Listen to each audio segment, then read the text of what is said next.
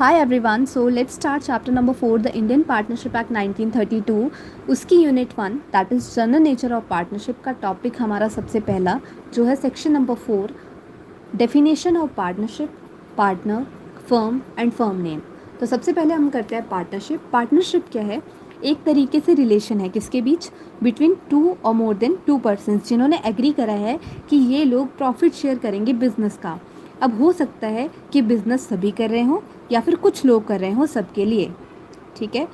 अभी इसको इंग्लिश में बोलो। पार्टनरशिप क्या है? Relation between two or more than two persons. Two or more than two persons हमारे पार्टनरशिप में होने ही चाहिए, ठीक है, तभी पार्टनरशिप फॉर्म होगी हमारी। तो partnership is the relation between persons जिन्होंने एग्री किया है to share the profits, who have agreed to share the profits business के ऑफ अ बिजनेस। जो बिजनेस हमारा या तो सारे कर रहे होंगे या फिर कुछ लोग कर रहे होंगे सबके लिए, कैरिड ऑन बाय ऑल और any of them acting for all, ठीक है। पर्सन जिन्होंने एंटर किया है पार्टनरशिप में विद वन अनदर, उनको हम इंडिविजुअली पार्टनर कहेंगे, कलेक्टिवली हम उनको फर्म कहेंगे। और जो नाम, ठीक है, under which their business is carried on, उसको हम फर्म नेम कहेंगे।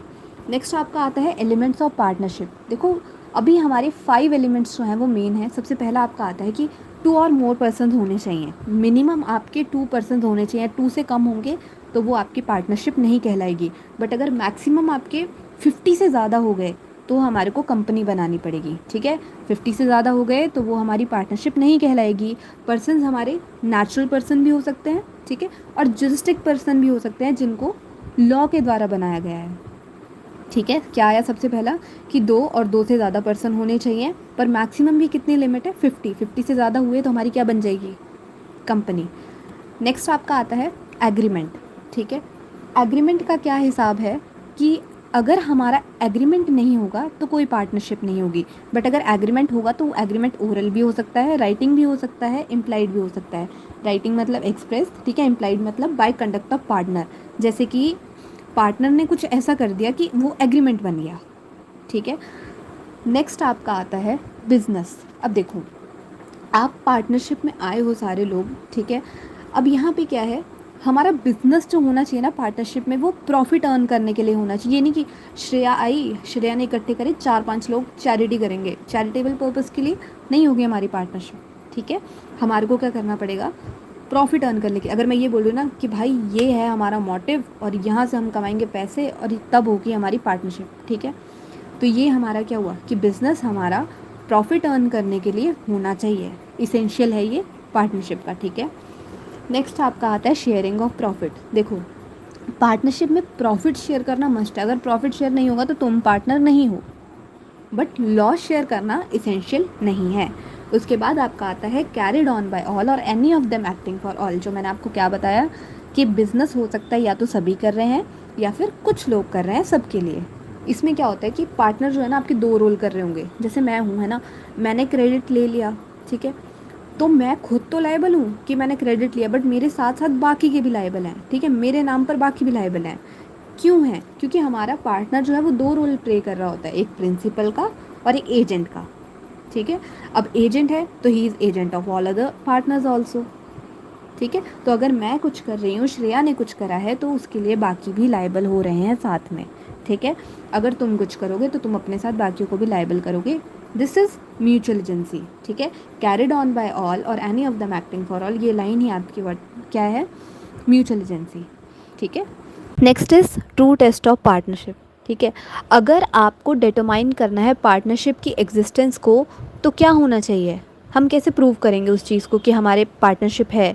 सबसे पहला तो हमारा एग्रीमेंट होना चाहिए between all the persons, okay. Second thing is agreement जो है आपका वो प्रॉफिट शेयर करने का होना चाहिए, बिजनेस के प्रॉफिट शेयर करने का।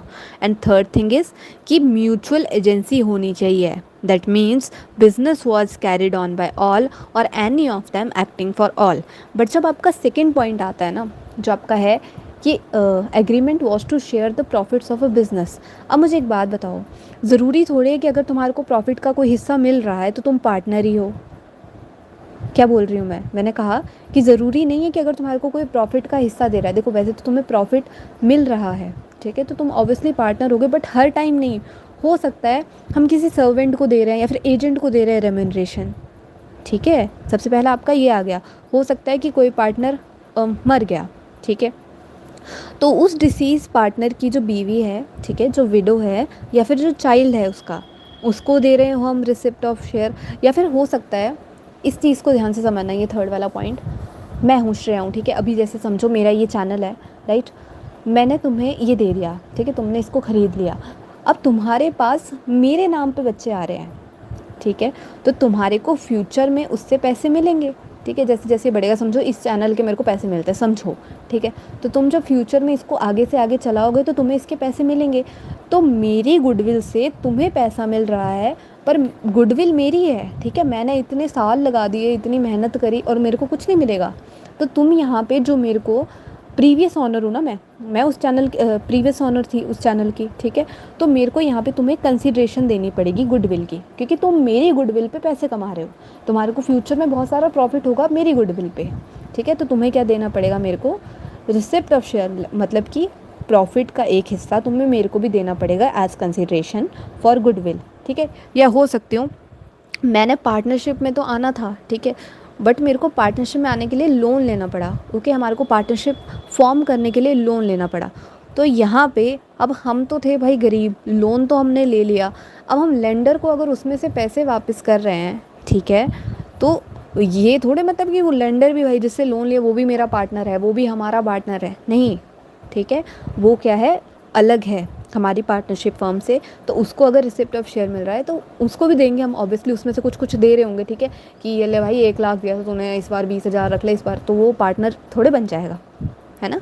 तो 4 चीज़ें आई क्या, कि हो सकता है कि वो पार्टनर ना हो पर वो कौन हो, या तो सर्वेंट हो सकता है, या फिर एजेंट को हम रेम्यूनरेशन दे रहे थे, या हो सकता है कि कोई पार्टनर मर गया, उसके विडो या फिर डिसीज चाइल्ड को हम रिसिप्ट ऑफ शेयर मतलब कि प्रॉफिट का कोई हिस्सा दे रहे थे, ठीक है।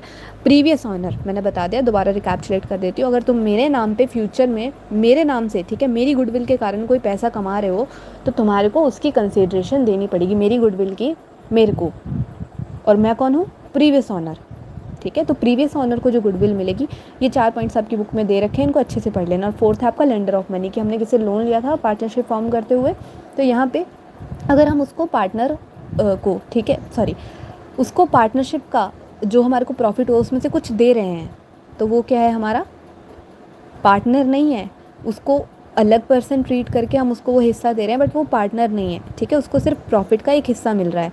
तो हमारे सर्वेंट, एजेंट, विडो ऑफ और चाइल्ड डिसीज्ड पार्टनर के प्रीवियस ऑनर जो है हमारा बिजनेस का, ठीक है, और जो लेंडर्स हैं, ठीक है, जितने भी, वो हमारे क्या है, पार्टनर्स नहीं हैं। तो एग्रीमेंट है शेयर प्रॉफिट करने का, बट ये चीज़ क्या है हमारी एक्सेप्शन की, ये देख लेना कि ये तो नहीं हो रहा, ओके। तो हमारे ट्रू टेस्ट ऑफ पार्टनरशिप में 3 चीज़ें आई, क्या क्या, कि एग्रीमेंट होना चाहिए, एग्रीमेंट प्रॉफिट शेयर करने का होना चाहिए, बट ज़रूरी नहीं है कि हम प्रॉफिट शेयर कर रहे हैं तो वो पार्टनर ही हो, और थर्ड थिंग आपकी म्यूचुअल एजेंसी होनी चाहिए, that is business carried on by all, ठीक है, या तो बिजनेस सारे कर रहे हैं या फिर कुछ कर रहे हैं, सभी के लिए, गॉट इट। अब बात करते हैं difference between partnership and joint stock company की, ठीक है। सबसे पहले बात करते हैं लीगल स्टेटस की। पार्टनरशिप लीगल एंटिटी नहीं है, जॉइंट स्टॉक कंपनी एक सेपरेट लीगल एंटिटी है distinct from its member. Agency, partnership हमारी क्या है, एजेंट हैं ऑफ अदर पार्टनर, साथ ही साथ फर्म के भी, पर जो हमारे मेंबर है कंपनी के, ठीक है, वो एजेंट नहीं होते अदर मेंबर्स के। डिस्ट्रीब्यूट कैसे करेंगे प्रॉफिट पार्टनरशिप में, अकॉर्डिंग टू पार्टनरशिप डीड, और जॉइंट स्टॉक कंपनी में कंपल्सन नहीं होती कि हमारे को ऐसे प्रॉफिट मेंबर्स को शेयर करना ही है, ठीक है। एक्सटेंट ऑफ लाइबिलिटी, पार्टनरशिप के केस में unlimited, butt joint stock company में कब लिमिटेड होगा, जब कंपनी लिमिटेड बाय शेयर्स है या फिर गारंटी कंपनी, और अनलिमिटेड होता है सम कंपनीज केस में, जो कि हमारी अनलिमिटेड कंपनीज होती हैं, ठीक है। प्रॉपर्टी, अब हमारे पार्टनरशिप में जॉइंटली होल्ड करते हैं प्रॉपर्टी सारे के सारे पार्टनर, पर जॉइंट स्टॉक कंपनी प्रॉपर्टी को सेपरेट रखा जाता है, फिर वो कैसे वापस मिलती है, in the form of dividend या फिर refund of capital. Transfer of shares, partnership में सभी का कॉन्सेंट चाहिए होता है, बट शेयर होल्डर्स जो हैं हमारे, वो ट्रांसफ़र कर सकते हैं share in case of joint stock company. Management, अगर हमारी एब्सेंस है, ठीक है, एक्सप्रेस एग्रीमेंट की, तो हमारे सारे के सारे पार्टनर होंगे इन टाइटल, किस लिए, पार्टिसिपेट करने के लिए मैनेजमेंट में, बट मेंबर जो हैं कंपनीज़ के वो तब तक पार्ट नहीं ले सकते जब तक उनको एज अ डायरेक्टर अपॉइंट नहीं किया जाता, ओके। रजिस्ट्रेशन की बात करें तो पार्टनरशिप की रजिस्ट्रेशन कंपलसरी नहीं है, वो ऑप्शनल है, बट जब हम बात करें जॉइंट स्टॉक कंपनी की, तब तक वो एग्जिस्टेंस में नहीं आएगी जब तक उसको रजिस्टर नहीं किया जाएगा under companies act 2013। Winding up का सुनो, पार्टनरशिप फर्म जो है डिज़ोल्व हो सकती है एट एनी टाइम अगर पार्टनर हमारे एग्री करते हैं। बट कंपनी क्या है, लीगल पर्सन है, ठीक है, वो तो लीगल पर्सन है, वो वाइंड अप कैसे होगी, या तो कंपनी लॉ ट्रिब्यूनल बोलेगा, ठीक है, या फिर उसका नेम जो है स्ट्रक ऑफ हो जाएगा by the registrar of companies, ठीक है। उसके बाद हमारा आता है नंबर ऑफ़ मेंबरशिप।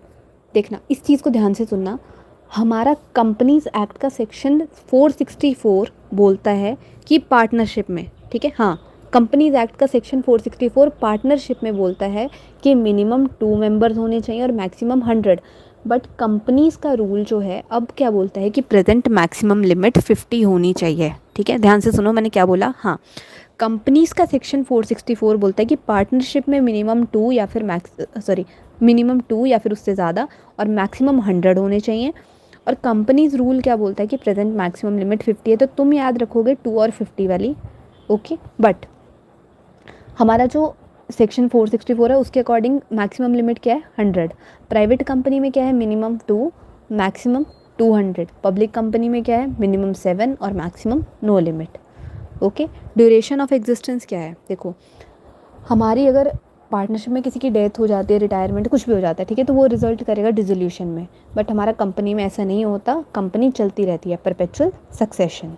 नेक्स्ट आपका टॉपिक आता है पार्टनरशिप वर्सेस क्लब। 4 पॉइंट आप याद रखोगे। सबसे पहले डेफिनेशन का, ठीक है, कि पार्टनरशिप के एसोसिएशन ऑफ पर्सन है जिसे फॉर्म किया गया है प्रॉफिट अर्न करने के लिए बिजनेस से। बट क्लब क्या है, प्रॉफिट अर्न करना उसका मोटिव नहीं है, उसका मोटिव है to promote some beneficial purpose, okay. Relationship कैसी है, पार्टनरशिप में हम क्या बोलते हैं, जो पर्सन फॉर्म कर रहे हैं उसको, उनको पार्टनर्स, और क्लब में हम क्या कहते हैं, उनको मेंबर्स। अब मेंबर जो है क्लब के वो एजेंट नहीं होते अदर मेंबर्स के, बट पार्टनर जो है एजेंट होते हैं अदर पार्टनर्स के। इंटरेस्ट किसका है प्रॉपर्टी में, पार्टनर का इंटरेस्ट प्रॉपर्टी में होता है, जो फर्म की प्रॉपर्टी है उसमें। बट मेंबर ऑफ जो क्लब हैं, ठीक है, उनका कोई इंटरेस्ट नहीं होता क्लब की प्रॉपर्टी में। डिसोल्यूशन, अगर कुछ भी चेंज आएगा पार्टनर्स में, ठीक है, तो उनकी एग्जिस्टेंस इफेक्ट करेगी। बट क्लब में अगर कोई भी ऐसे चेंज आता है मेंबरशिप में, ठीक है, कोई मरता है, रिटायर होता है, तो इससे उसकी एग्जिस्टेंस पे कोई भी इफेक्ट नहीं पड़ेगा। ये 4 पॉइंट याद रखना, यही इसमें लिख देना। Next is difference between partnership versus Hindu undivided family. तो मोड ऑफ क्रिएशन पार्टनरशिप का क्या है, बाय एन एग्रीमेंट, एग्रीमेंट नहीं होगा पार्टनरशिप नहीं होगी। और हिंदू अनडिवाइडेड फैमिली में राइट कैसे मिलता है जॉइंट फैमिली में, बाय स्टेटस, ठीक है, जैसे फैमिली में किसी का बर्थ होगा वैसे उसको राइट मिल जाएगा। डेथ ऑफ अ मेंबर, अगर पार्टनर की डेथ हुई तो डिसोल्यूशन ऑफ पार्टनरशिप हो जाता है। वहीं अगर death of member in Hindu undivided family हो गई तो ऐसा नहीं है कि डिसोल्यूशन हो जाएगा फैमिली बिजनेस का, ठीक है। मैनेजमेंट की बात करें तो सारे के सारे पार्टनर्स इक्वली इंटाइटल हैं to take part in the partnership business. But joint Hindu family की बात करें तो जो राइट है मैनेजमेंट का ऑफ जॉइंट फैमिली बिजनेस वो जनरली वेस्ट इन करता। अब आपका गवर्निंग मेल मेंबर भी हो सकता है, गवर्निंग फीमेल मेंबर भी हो सकता है। ये अमेंडमेंट आई थी हमारी हिंदू सक्सेशन एक्ट 2005 में, ठीक है। उसके बाद आपका आता है कि अथॉरिटी टू बाइंड, सारे के सारे पार्टनर जो हैं, ठीक है, कोई भी पार्टनर है अगर वो कुछ भी एक्ट करेगा तो वो क्या है, फर्म को बाइंड कर देता है, ठीक है, बाकी भी बाइंड हो जाता है उसके साथ। पर हमारी हिंदू अनडिवाइड फैमिली में कर्ता, और जैसे कर्ता को क्या कहते हैं, और मैनेजर, तो उसके पास अथॉरिटी होती है तो कि वो कॉन्ट्रैक्ट कर सकता है अपने फैमिली बिजनेस के लिए और जो भी अदर मेंबर हैं in the family. Liability partner की अनलिमिटेड होती है। बट हिंदू अनडिवाइड फैमिली में 2 तरह से लोगों को बांट देंगे, एक कर्ता और बाकी के मेंबर्स को हम बोलते हैं को पार्टनर। कर्ता की होती है अनलिमिटेड, और जो बाकी के को पार्टनर हैं उनकी लायबिलिटी किस एक्सटेंट तक होती है, जितना उनको शेयर मिलता है प्रॉफिट्स में इन द फैमिली बिजनेस, ठीक है। Calling for accounts on closure, जो हमारा पार्टनर है वो तो देखो, वो तो देख सकता है अकाउंट्स फर्म के, ठीक है। बट हमारी जो हिंदू अनडिवाइडेड फैमिली है, जैसे ही उनका सेपरेशन होता है, ठीक है, वो डिवाइड हो जाती है, वो अकाउंट नहीं मांग सकती हमारे फैमिली बिजनेस के, ठीक है, उसका कोई भी मेंबर हमारा नहीं मांग सकता अकाउंट्स फैमिली बिजनेस के। Governing law Indian partnership act है पार्टनरशिप में, और जॉइंट हिंदू फैमिली में आपकी गवर्निंग लॉ है हिंदू लॉ। और माइनर की कैपेसिटी क्या होती है पार्टनरशिप में कि वो बेनिफिशियरी बन सकता है, ठीक है, बेनिफिट्स के लिए पार्टनर बना लेते हैं उसको। और हिंदू अनडिवाइडेड फैमिली में तो देखो ऐसा है कि वो बाय बर्थ ही बन जाता है, ठीक है, कोई ऐसी दिक्कत नहीं, एंसेस्ट्रल बिजनेस जो होगा उसी से वो मेंबर बन जाता है, ठीक है। तो उसको ऐसा नहीं है कि अटेन करनी पड़ेगी मेजॉरिटी और उसके लिए वेट करना पड़ेगा। फिर आती है आपकी कॉन्टीन्यूटी। देखो पार्टनरशिप में तो अगर कोई इंसॉल्वेंट हुआ, डेथ हुई तो डिसॉल्व हो जाएगी फर्म, है ना। बट हिंदू अनडिवाइडेड फैमिली में ऐसा तब तक नहीं होता जब तक वो आगे डिवाइड नहीं होती, ठीक है, इसलिए डेथ वगैरह से कोई फ़र्क नहीं पड़ता हमारे को HUF में। और number of member in case of partnership आपकी मैक्सिमम होनी चाहिए 50, और हिंदू अनडिवाइडेड फैमिली में कितने भी हो सकते हैं, okay, unlimited in number. Share in the business, देखो पार्टनरशिप में क्या है, सारे पार्टनर का एक डिफाइंड शेयर होता है, बट HUF में हमारे को पार्टनर्स का डिफाइंड शेयर नहीं होता है, उनके इंटरेस्ट जो होते हैं वो फ्लक्चुएटिंग होते हैं, दैट मीन्स वेरी करते हैं। Next is difference between partnership and co-ownership. तो देखो पार्टनरशिप आपका कैसे अराइज होता है, आउट ऑफ अ कॉन्ट्रैक्ट, चाहे वो एक्सप्रेस हो या फिर इम्प्लाइड हो। कॉर्नरशिप दो तरीके से, बाय लॉ होगा, ठीक है, या बाय एग्रीमेंट। बाय एग्रीमेंट तो खुद डिसाइड करेंगे, और बाय लॉ कैसे होगा, हो सकता है कि बाय इनहेरिटेंस मिल रही हो, ठीक है, बाय इनहेरिटेंस करनी पड़ जाए। ओके, इम्प्लाइड एजेंसी मतलब म्यूचुअल एजेंसी, अगर आपका पार्टनर है, ठीक है, तो वो क्या होगा, एजेंट होगा बाकी के पार्टनर का, पर को ऑनर एजेंट नहीं होगा बाकी के अदर को ऑनर्स का, ठीक है जी। उसके बाद आता है नेचर ऑफ इंटरेस्ट। तो हमारी जो कम्युनिटी ऑफ इंटरेस्ट है, मतलब कि प्रॉफिट्स और लॉसेस को शेयर करना ही पड़ेगा, पार्टनरशिप में करना ही पड़ता है, बट को ऑनरशिप में ऐसा नेसेसरी नहीं है कि हमारे को शेयर करने पड़ेंगे प्रॉफिट और लॉसेस, ठीक है। ट्रांसफ़र ऑफ इंटरेस्ट की बात करें तो पार्टनरशिप में हम सिर्फ तभी शेयर ट्रांसफ़र कर सकते हैं अगर हमारे पास कंसेंट हो बाकी के पार्टनर्स का, बट जो को ऑनर है वो ट्रांसफ़र कर सकता है उसके इंटरेस्ट और राइट जो भी उसके प्रॉपर्टी में without the consent of other को ऑनर्स। ओके, तो आपका नेक्स्ट टॉपिक है पार्टनरशिप वर्सेस एसोसिएशन। देखो तीन चीज़ें याद रखना, पार्टनरशिप में क्या होता है, बिजनेस रिलेशनशिप है between two or more individual or entities to share ownership, profits और लॉसेस, ठीक है। पार्टनर पर्सनली लायबल होता है पार्टनरशिप के डेट्स और ऑब्लिगेशन के लिए, और पार्टनर्स जो हैं वो क्या करते हैं, किस लिए उन्होंने पार्टनरशिप करी होती है, ताकि उनको बिजनेस या फिर फाइनेंशियल गेन, प्रॉफिट मोटिव के लिए, ठीक है। अब ये बुक में नहीं लिख रखा होगा ज़्यादा, ओके, मीनिंग ही दे रखा है। एसोसिएशन क्या है, एक ग्रुप ऑफ इंडिविजुअल है, ठीक है, पार्टनर नहीं, इसमें ग्रुप है इंडिविजुअल्स का, ठीक है, मेंबर्स हैं उसमें, तो वो ऑर्गेनाइजेशन किस लिए साथ में आए हैं, ताकि वो एक कॉमन पर्पस, इंटरेस्ट या फिर गोल पूरा कर सकें।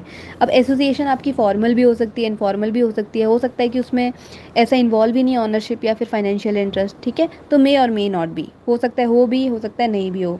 तो एसोसिएशन किस लिए फॉर्म करते हैं, ताकि हमारे को वेरियस पर्पसेस जैसे हमारे पूरे हो सके, एडवोकेसी, नेटवर्किंग या फिर सोशल कॉजेज़। ओके, तो की डिफरेंसेस मैं दोबारा रिकैप्चुलेट कर देती हूँ। पार्टनरशिप किस लिए फॉर्म होती है, for financial gain, profit motive के लिए, ठीक है, बिजनेस और फाइनेंशियल गेन के लिए। एसोसिएशन का ब्रॉडर रेंज है पर्पसेस का, वो अलग अलग पर्पस है, मैंने वो आपको बता दिया, एडवोकेसी हो गई, ठीक है, और social causes, networking etcetera. Partners होते हैं वो पर्सनली लाइबल होते हैं पार्टनरशिप के डेट्स और ऑब्लिगेशन के लिए, पर एसोसिएशन के मेंबर पर्सनली लाइबल नहीं होते। और हमारा जो देखो पार्टनरशिप का स्ट्रक्चर है ना, वो ऑनरशिप और डिसीजन मेकिंग के स्ट्रक्चर पर चलता है, बट हमारा जो एसोसिएशन का है वो फॉर्मल होता है, ठीक है, हिरार्चिकल स्ट्रक्चर पर जाता है, इतना नहीं लिखा है तो हमने इतना करना भी नहीं। और एग्जांपल आपको पता ही है, पार्टनरशिप किस लिए है, to run a business and earn profit, और एसोसिएशन में कुछ भी हो सकता है, जैसे मेंबर ऑफ चैरिटेबल सोसाइटी हैं हमारे, ओके, और रिलीजियस एसोसिएशन है कोई, तो वो सब क्या है, सोशल कॉज के लिए है। तो बस इतनी चीज़ याद रखनी है, और इसी के साथ आपके सारे डिफरेंसेस ख़त्म हो गए। नेक्स्ट आपका टॉपिक आता है kinds of partnership based on duration और based on extent of business. देखो ड्यूरेशन के बेसिस पे आपकी दो तरह की पार्टनरशिप है, पार्टनरशिप एट विल और partnership for a fix period. जब हम पार्टनरशिप एट विल की बात करते हैं तो अगर हमारी पार्टनरशिप फॉर्म हुई है फॉर नो फिक्स्ड पीरियड, ना हमने फिक्स्ड पीरियड डिसाइड किया, ना फिक्स्ड पर्पस डिसाइड किया, ठीक है, फिक्स्ड पीरियड मतलब डेट नहीं डिसाइड की कि हमने लास्ट तक कब तक पार्टनरशिप अपनी एंड करनी है, अगर हमने नहीं डिसाइड किया तो पार्टनरशिप एट विल। साथ ही साथ हमारे को फिक्स्ड पर्पस भी नहीं पता कि हमने क्यों क्यों आए पार्टनरशिप में, ऐसे मज़े मज़े के लिए आ गए, ठीक है, तो वो क्या है, हमारा पार्टनरशिप एट विल है। अगर हमारी ड्यूरेशन जो है वो फिक्स्ड है पार्टनरशिप में, मैंने डिसाइड कर लिया, अगर तुम सारे, हम लोग सारे पार्टनर हैं, ठीक है, मैंने डिसाइड कर लिया कि हम जो है इस पार्टनरशिप को कब तक करेंगे, 10 जून तक, तो हमारी पार्टनरशिप फिक्स्ड पार्टनरशिप कहलाएगी, ठीक है। अगर हमारी पार्टनरशिप फिक्स ड्यूरेशन के लिए फॉर्म है तो वो फिक्स्ड पार्टनरशिप, अगर उसका कोई फिक्स पीरियड नहीं है, कोई फिक्स पर्पस नहीं है, that is partnership at will.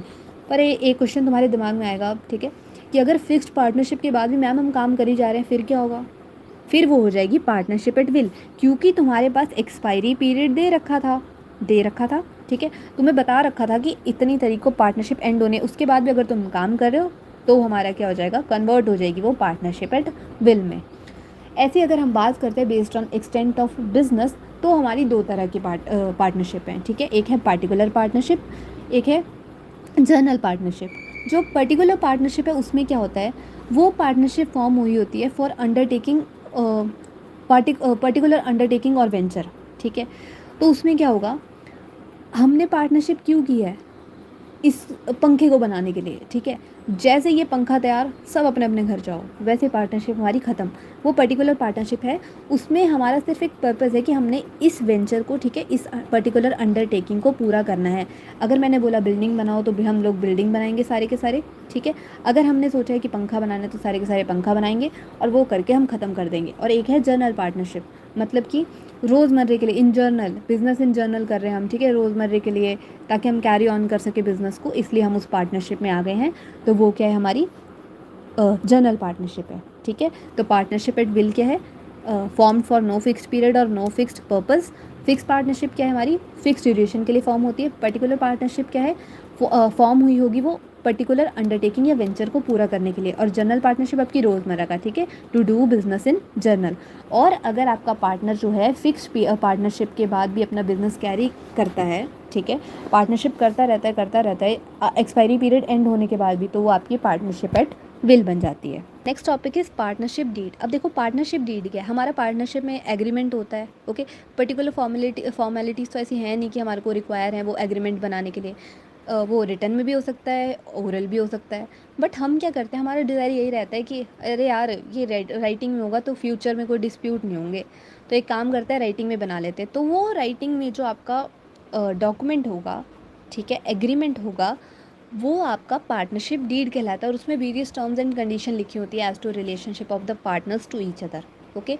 अब इसको ड्राफ्ट जब करेंगे, ठीक है, तो बढ़िया तरीके से करना चाहिए विद केयर, और स्टैम्प करना है according to the provisions of stamp act 1899, ठीक है। अब पार्टनरशिप डीड में क्या क्या होता है, पार्टनरशिप फर्म का नेम होता है, पार्टनर्स का नेम होता है, nature and place of business of the firm, date होती है जब कमेंसमेंट हुई होती है पार्टनरशिप की, पार्टनरशिप फर्म की ड्यूरेशन क्या है, कैपिटल कंट्रीब्यूशन क्या है एच पार्टनर का, प्रॉफिट शेयरिंग रेशो क्या है पार्टनर्स की, एडमिशन कब हो रही है, रिटायरमेंट कब होगी पार्टनर्स की, वो सब, ठीक है। Rate of interest on capital, drawings और लोन पे, प्रोविज़न हमारी settlement of account in case of अगर डिज़ोल्व हो जाती है हमारी फर्म, ठीक है। प्रोविज़न फॉर सैलरीज और कमीशंस जो कि हमारी पेबल होंगी पार्टनर्स को, अगर वो ऐसे कुछ भी होगा तो हमारे को वो सारा क्या है पार्टनरशिप डीड में डालना है। एक आपका क्या आता है, प्रोविज़न फॉर एक्सपल्सन, एक्सपल्सन मतलब निकाल दिया जाता है, ठीक है, of a partner in case of gross breach of duty और फ्रॉड, ठीक है। अब पार्टनरशिप फर्म क्या कर सकती है, ऐड भी कर सकती है, डिलीट भी कर सकती है कोई भी provision according to the needs of the firm. The next topic is types of partner, जिसमें सबसे पहले आपका आता है एक्टिव पार्टनर। एक्टिव पार्टनर कौन सा पार्टनर होता है, वो पार्टनर जो एक्ट करेगा as an agent of other partners, ठीक है। वो पार्टनर कैसे बनेगा, बाय एग्रीमेंट, और वो एक्टिवली पार्टिसिपेट करेगा in the conduct of partnership, okay. तो देखो एक्टिव पार्टनर जो है ना आपका, वो पार्टिसिपेट कर पाएगा डे टू डे बिजनेस में, वो कैपिटल भी कंट्रीब्यूट करेगा, ठीक है, प्रॉफिट भी शेयर करेगा, ठीक है। उसके बाद लायबल भी होगा for acts of the firm, और उसको पब्लिक नोटिस भी देना पड़ेगा रिटायरमेंट पे। नेक्स्ट आपका आता है टाइप्स ऑफ पार्टनर में डोरमेंट पार्टनर, जिसको हम स्लीपिंग पार्टनर भी कहते हैं, ठीक है। ये पार्टनर होते हैं बाय एग्रीमेंट, बट ये जो है वो एक्टिवली हमारे बिजनेस, पार्टनरशिप बिजनेस के कंडक्ट में पार्टिसिपेट नहीं करते हैं, ठीक है, पार्ट नहीं लेते हैं, ना ही इनको कोई पब्लिक नोटिस देना पड़ता है at the time of retirement, ठीक है। क्या क्या ये नहीं करते हैं, ना तो ये पार्टिसिपेट करेंगे day to day business activities में, ठीक है, जो भी पार्टनरशिप बिजनेस की हैं, ना ही ये देंगे पब्लिक नोटिस। बाकी सारी की सारी चीज़ें सेम रहती है एक्टिव पार्टनर, ये कंट्रीब्यूट करेंगे कैपिटल, ठीक है, प्रॉफिट शेयर करेंगे, और साथ में लाइबल होंगे for acts of the firm. Next आपका आता है नॉमिनल पार्टनर। अब नॉमिनल पार्टनर कौन है, वो पर्सन जो फर्म को लेंड कर रहे हैं अपना नाम, ठीक है, फर्म को अपना नाम दे रहे हैं, पर उनका रियल इंटरेस्ट कोई भी नहीं है फर्म में, फिर भी वो थर्ड पार्टीज़ को लायबल होंगे। देखो नॉमिनल पार्टनर के केस में क्या होगा, 5 चीज़ें, ठीक है। पार्टिसिपेट कर सकते हैं वो डे टू डे बिजनेस में, नहीं कर सकते। कैपिटल कंट्रीब्यूट कर सकते हैं, नहीं कर सकते। क्या उन्हें प्रॉफिट का शेयर मिलेगा, नहीं मिलेगा। क्या वो लायबल हैं for acts of the firm, हैं। अब देखो उनको प्रॉफिट का शेयर नहीं मिल रहा, पर फिर भी वो लायबल है for acts of the firm. ऐसा क्यों, क्योंकि वो प्रॉफिट की जगह फीस चार्ज करता है। ये आपके मॉड्यूल में नहीं लिख रखा है, ओके, पर वो प्रॉफिट की जगह क्या करता है, वहाँ पे फीस चार्ज करता है, इसलिए वो लायबल है for acts of the firm, मतलब कि लायबल है टू थर्ड पार्टीज़। क्या उसको पब्लिक नोटिस देना पड़ेगा रिटायरमेंट पे, देना पड़ेगा। तो उसको सिर्फ 2 चीज़ें करनी है मेन, कि वो लायबल है for acts of the firm, and second thing is उसको पब्लिक नोटिस देना पड़ेगा रिटायरमेंट पे। बाकी ना वो पार्टिसिपेट कर सकता है डे टू डे बिजनेस में, ना वो कंट्रीब्यूट कर सकता है कैपिटल, ना उसको मिलता है शेयर ऑफ प्रॉफिट। नेक्स्ट आपका आता है नॉमिनल पार्टनर। अब नॉमिनल पार्टनर कौन है?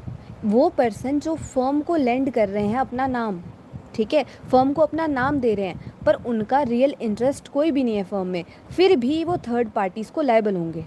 देखो नॉमिनल पार्टनर के केस में क्या होगा, 5 चीज़ें, ठीक है। पार्टिसिपेट कर सकते हैं वो डे टू डे बिजनेस में? नहीं कर सकते। कैपिटल कंट्रीब्यूट कर सकते हैं? नहीं कर सकते। क्या उन्हें प्रॉफिट का शेयर मिलेगा? नहीं मिलेगा। क्या वो लायबल हैं for acts of the firm? हैं। अब देखो उनको प्रॉफिट का शेयर नहीं मिल रहा, पर फिर भी वो लायबल है for acts of the firm. ऐसा क्यों?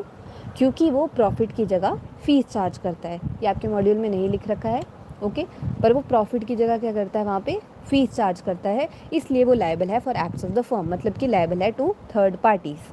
क्या उसको पब्लिक नोटिस देना पड़ेगा रिटायरमेंट पे? देना पड़ेगा। तो उसको सिर्फ 2 चीज़ें करनी है मेन, कि वो लायबल है for acts of the firm, and second thing is उसको पब्लिक नोटिस देना पड़ेगा रिटायरमेंट पे। बाकी ना वो पार्टिसिपेट कर सकता है डे टू डे बिजनेस में, ना वो कंट्रीब्यूट कर सकता है कैपिटल, ना उसको मिलता है share of profit.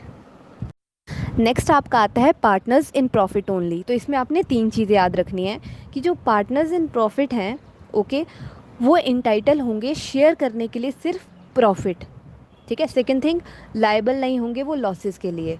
Third thing, वो लायबल होंगे थर्ड पार्टीज़ को for what, all acts of profits only. क्या 3 चीज़ें? पहली कि वो इंटाइटल होंगे सिर्फ प्रॉफिट शेयर करने के लिए, दूसरी कि वो लायबल नहीं है लॉसेस के लिए, and third thing is liable to third parties for all acts of profits only. अब आपका आता है इनकमिंग पार्टनर। तो इनकमिंग पार्टनर्स कौन से पार्टनर होते हैं? अगर कोई भी पर्सन हमारी पार्टनरशिप फर्म में आ रहा है जो कि ऑलरेडी एग्जिस्टेंस में है, ठीक है। अब पार्टनरशिप फर्म में आ रहा है तो वो पहले बनी होगी, ऑब्वियस सी बात है। उसमें आ रहा है विद कंसेंट ऑफ जितने भी हमारे एग्जिस्टिंग पार्टनर हैं, ठीक है। जितने भी एग्जिस्टिंग पार्टनर हैं उनकी कंसेंट से अगर कोई पर्सन पार्टनरशिप फर्म में एंटर कर रहा है जो हमारी ऑलरेडी इन एग्जिस्टेंस है, तो वो हमारे इनकमिंग पार्टनर होते हैं, और उन पर कोई भी लाइबिलिटी नहीं होती जो उनकी एडमिशन से पहले, ठीक है, जब वो पार्टनर बने हैं उससे पहले कुछ भी अगर हुआ होगा तो वो उसके लिए लायबल नहीं है, उन एक्ट्स के लिए जो भी फर्म ने किए हैं उसके लिए लायबल नहीं है।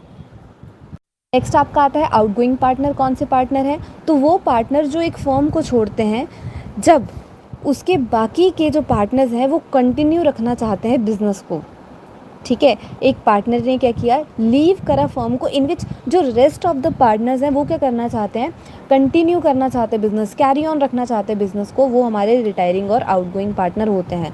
अब ये जो पार्टनर्स हैं कब तक लायबल रहते हैं थर्ड पार्टीज़ को? जब तक वो पब्लिक नोटिस नहीं देते अपनी रिटायरमेंट का। जब तक वो पब्लिक नोटिस नहीं देंगे वो लायबल रहेंगे टू थर्ड पार्टीज़, ठीक है। अब आउटगोइंग पार्टनर्स कौन कौन से हो सकते हैं? एक तो रिटायरिंग तो हुआ ही हुआ हमारा, ठीक है, जो रिटायर होगा उसने तो जाना ही है, पर हो सकता है उसका रीज़न कुछ और हो, या तो डेथ हो गई हो, या फिर इंसॉल्वेंट हो गया हो, या फिर एक्सपल्जन हो गई हो, ठीक है। Is partner by holding out, that is very important. तो देखो इसमें क्या है कि अगर एक पर्सन रिप्रेजेंट कर देता है खुद को एज अ पार्टनर, या फिर वो क्या करता है, अलाउ कर देता है किसी और को कि आप मुझे रिप्रेजेंट कर दो as a partner in the firm, पर वो पार्टनर नहीं है दोनों ही केसेस में। जब उसने खुद को रिप्रेजेंट किया एज अ पार्टनर वो तब भी पार्टनर नहीं था, और उसने जब अलाउ किया, किसी को परमिट किया कि हाँ आप लोग क्या है मेरे को एज अ पार्टनर रिप्रेजेंट कर दो, तब भी वो पार्टनर नहीं है, ओके। तो यहाँ पे क्या है, ऐसा अगर कोई पर्सन करता है तो उसको पार्टनर बाय होल्डिंग आउट कहा जाता है, ठीक है। क्या 2 चीज़ें, या तो वो रिप्रेजेंट करेगा खुद को एज अ पार्टनर, या फिर वो किसी को अलाउ करेगा कि मुझे एज अ पार्टनर तुम रिप्रेजेंट कर दो इन द फर्म, ठीक है जी। अब इसका क्या है, लाइबिलिटी क्या रहेगी उस पार्टनर की? देखो वो लायबल होगा जैसे अदर पार्टनर्स हैं फर्म में, पर किस लिए लायबल होगा, किसको लायबल होगा? सिर्फ उसको जिसने उस पर विश्वास करके, जिस थर्ड पार्टी ने उसकी रिप्रेजेंटेशन पर विश्वास करके फर्म को क्या दे दिया है, क्रेडिट दे दिया है, ठीक है। क्या होगा, अगर कोई पर्सन रिप्रेजेंट करता है अपने आप को एज अ पार्टनर, या फिर किसी को अलाउ करता है कि मेरे को एज अ पार्टनर तुम रिप्रेजेंट कर दो, तो वो भी लायबल रहेगा बाकी अदर पार्टनर्स की तरह। पर किसको लायबल रहेगा? जिसने उसकी रिप्रेजेंटेशन पे विश्वास किया है और फर्म को क्या दे दिया है, क्रेडिट दे दिया है, ठीक है। वो सारे के सारे क्रेडिटर्स को लायबल नहीं रहेगा। और इसी के साथ हमारी पार्टनरशिप एक्ट की यूनिट नंबर 1 ख़त्म होती है। आई होप ये क्रिस्टल क्लियर है अब। और फिर भी अगर कोई डाउट होता है तो मुझे कमेंट सेक्शन में पूछ लेना या फिर टेलीग्राम में बोट में पूछ लेना। अगर आपको हैंड रिटन नोट्स चाहिए होंगे तो मेरे टेलीग्राम चैनल पे PDF पड़े हैं, you can use them. And for MCQ series QA की आप मेरा व्हाट्सएप चैनल ज्वाइन कर सकते हो, जहाँ पे मैं क्वेश्चंस डालती रहती हूँ QA के। और मोस्टली हमारा टेलीग्राम पे वैसे तो दोनों सब्जेक्ट्स चलते हैं, but I don't want to mug up, इसलिए मैथ्स वहाँ पे रहता है और लॉ का मैं टेलीग्राम पे रखती हूँ। तो आप लोग नोट्स वगैरह वहाँ से ले सकते हो, ठीक है। और बाकी नेक्स्ट वीडियो में हम इसकी यूनिट नंबर 2 करेंगे। तब तक के लिए कोई भी दिक्कत हो, कोई भी परेशानी हो, मेरे को मैसेज कर देना। I will reply as soon as possible. Thank you, have a great day, take care.